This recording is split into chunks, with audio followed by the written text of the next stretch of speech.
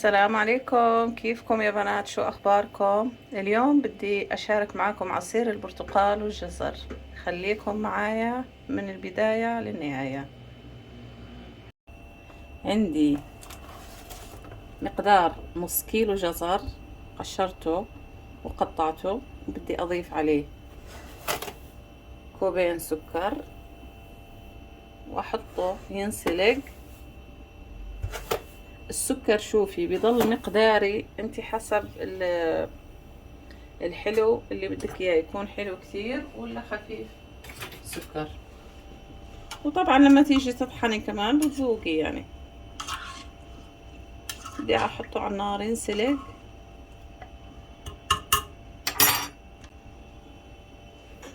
حطينا الجزر ينسلق، بدنا نقشر البرتقال ونحاول نشيل القشرة البيضة عشان بدنا نطحنه، ما نعصره نطحنه، بس نحاول نشيل القشرة البيضة هاي عشان هي بتمرر. ونقطعه وفي بذر بنتخلص منه ونرجع لكم لما ينسلق الجزر. خلصنا البرتقال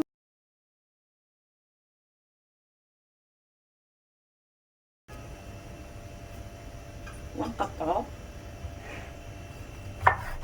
لان في بذر بنشيل البذر. سبحان الله، البذر خفيف يعني ما فيش كثير بذر.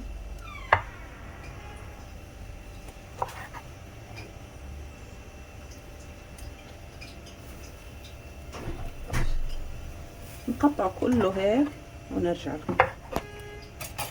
كمية وفيرة للتخزين. وعندي جزر انسلق طبعا فاتر، بدي اضيفه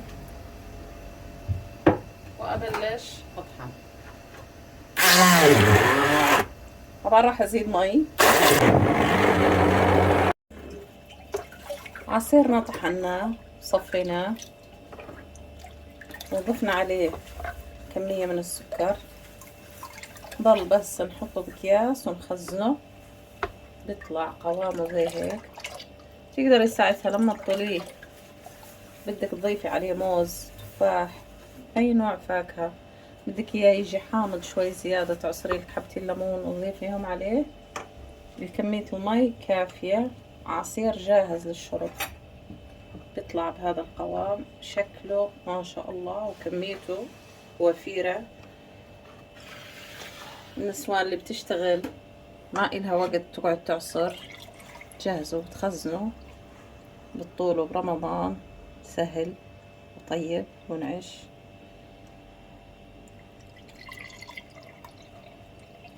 عن جد روعة. جربوه يا بنات واعطوني رأيكم بالكومنتات. اشي فاخر على الآخر.